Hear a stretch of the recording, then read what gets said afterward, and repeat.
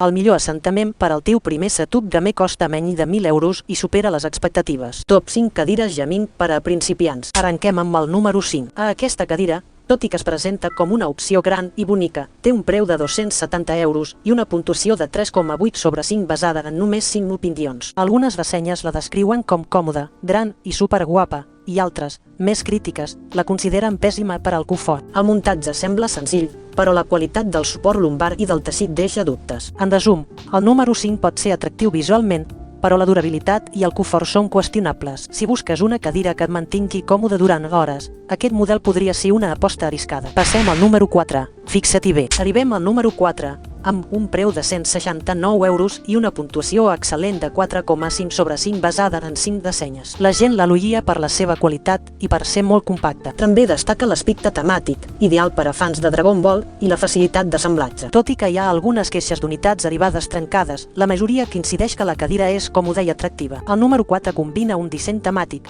bon preu i una construcció robusta, convertint-lo en una opció atractiva per a jugadors que volen una mica d'estil sense sacrificar la qualitat. Ara parlem del número 3. Aquesta cadira costa 79 euros i ha aconseguit una puntuació de 4 punts sobre 5 en 69 ressenyes. La gent destaca la relació qualitat-preu i la comoditat inicial, tot i que les rodes són un punt feble.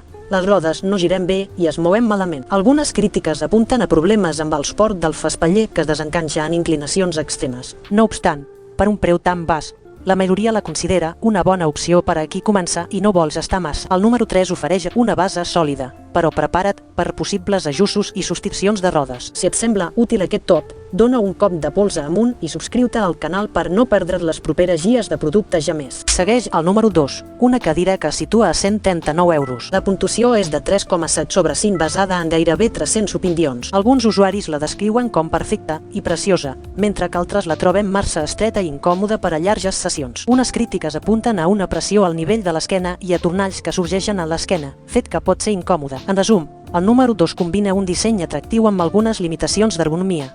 És una opció mitjana que pot ser suficient per a jugadors ocasionals, però pot resultar insuficient per a maratons de joc. A la descripció del vídeo trobaràs enllaços a les cadires esmentades i a altres guies de configuració gamer. No oblidis comprovar les ofertes i les opinions completes abans de decidir. Finalment, el número 1. La millor elecció per a principiants, amb un preu de 157 euros i una puntuació de 4,5 sobre 5 basada en gairebé 2.000 opinions. Aquesta cadira destaca per la seva comoditat i el seu disseny atractiu. Les ressenyes la descriuen com còmoda per llargues sessions i es lloen el muntatge senzill i les instruccions clares. És una opció equilibrada que ofereix suport lumbar, braços ajustables i una construcció duradora, tot plegat a un preu raonable. Si busques una cadira que et garanteixi confort i estil des del primer dia, el número 1 és la decisió òptima. En resum, el rang de preus va des de 79 euros fins a 157 euros. Les cadires més econòmiques número 3 i número 5 ofereixen una entry level però amb limitacions en rodes i suport. El número 2 i número 4 milloren la qualitat i l'estètica,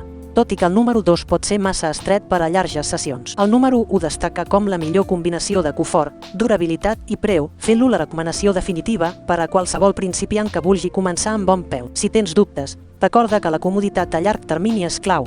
Una bona cadira és inversió en la teva salut i en el teu rendiment gamer.